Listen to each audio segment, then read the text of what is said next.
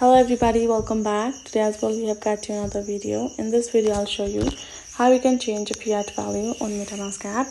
But before that, please do make sure to like our video, subscribe our channel, and yes, without any further delay, let's get started. So for that, we're simply gonna go ahead and open up our MetaMask app. And then we're going to tap on this settings icon at the bottom.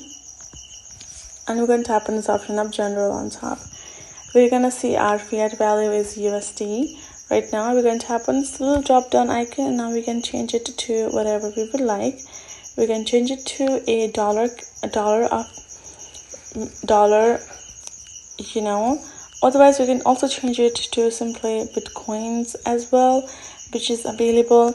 And now that is how the fiat value of ours can be changed right away with an easy tap, and I can choose whatever we like from over here. That is how easy it is. Hope this video was helpful to you all. Thank you so much for watching, and I'll see you guys in our next video.